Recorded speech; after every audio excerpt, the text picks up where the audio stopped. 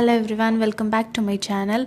So in the video la namba chapter 5 the fundamental unit of life part 2 video பார்க்கலாம். part 1 ல நம்ம plasma membrane வரைக்கும் பார்த்திருக்கோம். இதுல வந்து cell wall ல இருந்து ஸ்டார்ட் பண்ண போறோம். cell wall அப்படினா அது plant cell ல மட்டும் தான் இருக்கும், animal cell ல இருக்காது. plant cell ல ஒரு அடிஷனலான ஒரு outer covering இருக்கும் plasma membrane க்கு வெளியில. அதுதான் வந்து cell wall னு சொல்லுவோம். cell wall is made up of cellulose. cellulose அப்படினா a molecule consisting of 100 and thousands of carbon, hydrogen, oxygen atom இதெல்லாமே அதில் இருக்கும்.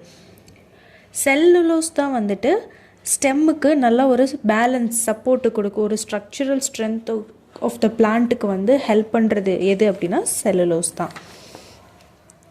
இப்போ ஒரு லிவிங் பிளான்ட் செல் வந்துட்டு வாட்டர் நிறைய இன்டேக் லாஸ் பண்ணிடுச்சு அப்படின்னா த்ரூ ஆஸ்மோசிஸ் ப்ராசஸ் மூலமாக த செல் வில் ஸ்ட்ரிங்க். அந்த ப்ராசஸை நம்ம பிளாஸ்மாலைசிஸ்னு சொல்லுவோம். இந்த செல் வால் வந்து என்ன பண்ணும் அப்படின்னா it will allow the other substance like plants, fungi, bacteria இது எல்லாமே அதுக்குள்ளே அலோவ் பண்ணிக்கும். இந்த மாதிரி கேசஸில் என்ன ஆகும், the cell wall will intake more water by osmosis process. So இதனால் cell will get ஸ்வெலன்.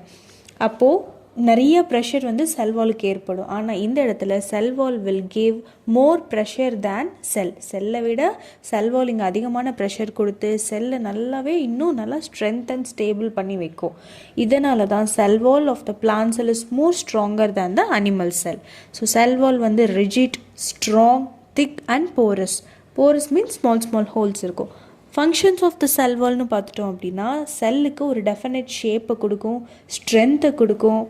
It is permeable and allows the entry of molecules of different sizes. So இதுக்கு தன்னைத்தானே ரிப்பேர் பண்ணி ரீஜெனரேட் பண்ணக்கூடிய கெப்பாசிட்டியும் இருக்குது.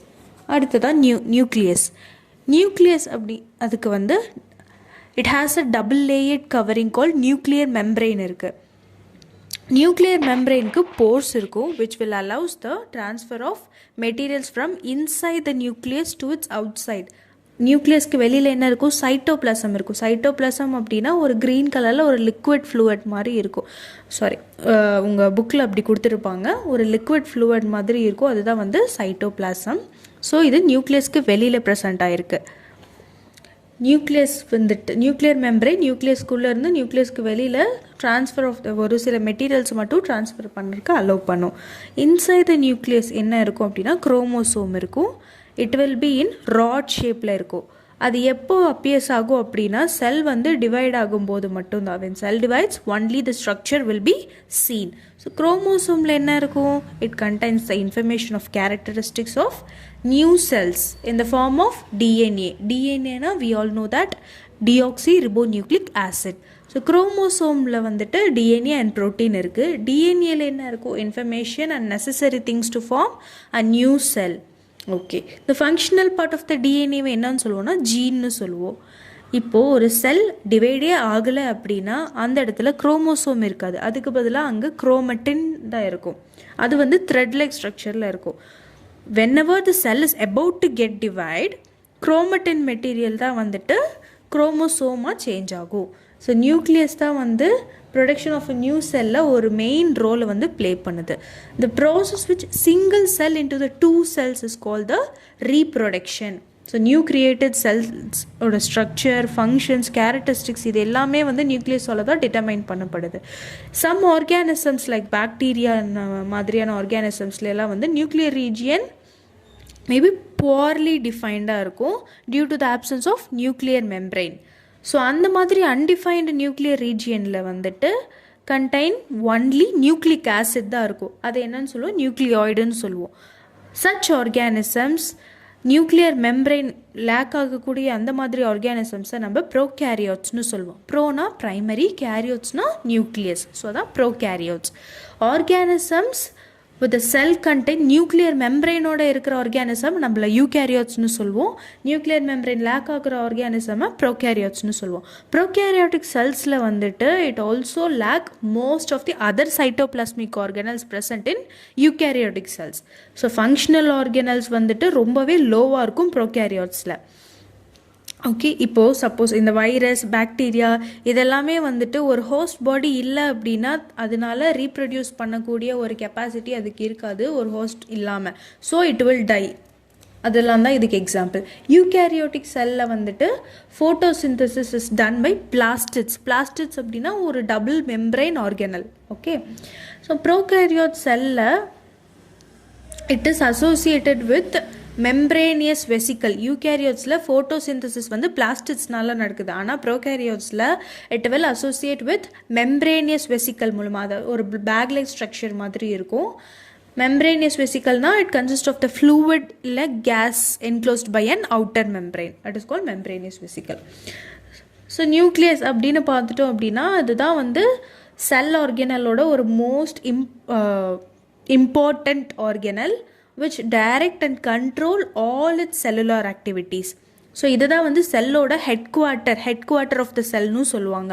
It is discovered by Robert Brown in 1831. யூகேரியோட்ஸில் well defined nucleus இருக்கும், while in prokaryotes well defined nucleus is absent. So prokaryotes contain a primitive nucleus. It has double layered covering called nucleus membrane. Nucleus membrane க்கு pores இருக்கும். Nuclear contain nucleolus and chromatin material அதில் இருக்கும். It will be changed to chromosomes when a cell divides.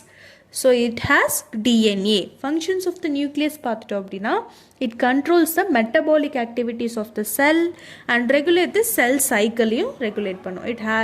It have the information and characteristics of one cell to another.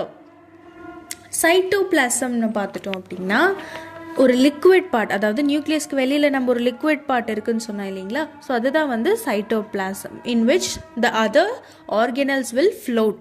Cytoplasm was discovered by Kolliker in 1862. It can be divided into two parts, cytosol அப்புறம் cell organelles.